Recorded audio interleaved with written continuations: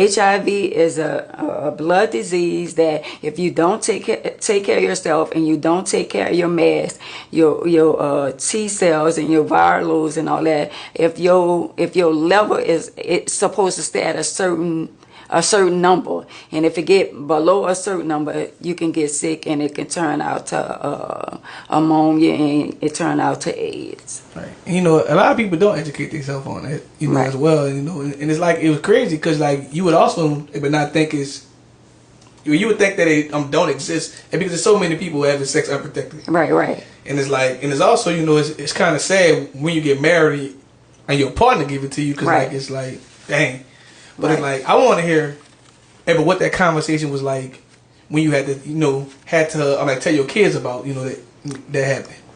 Well, one time I was, I get hospitalized a lot, like once or twice a year, because I might get a urinary tract infection. That comes with being in a wheelchair. We use a catheter. I don't know about everybody else, but I speak for me. Most of us, like, I'm gonna speak for me, I use the in and out catheter, and that's and I take medicine where I don't, like, you know, use the bathroom on myself or not, like something like that. So I take medicine. So some people in a wheelchair, they wear a colostomy bag. And I don't wear a colostomy bag, so it's like, what was the question again?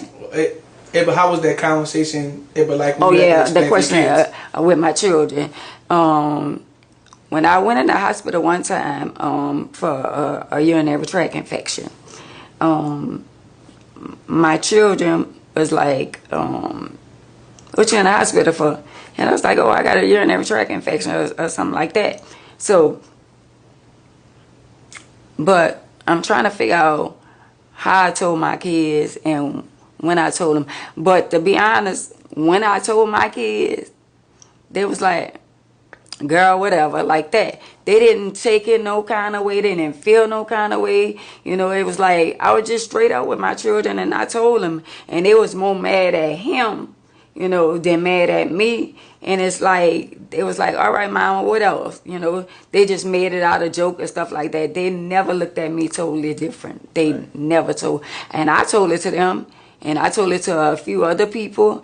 I chose to put it out there because at the end of the day, I didn't want nobody else to tell my story like I could tell my story. And I'm not ashamed of nothing that I've been through in my life. And I felt the need that I'd rather tell my story before somebody lie and say, "Oh, well, you know, she this and that." Nah. What's your story?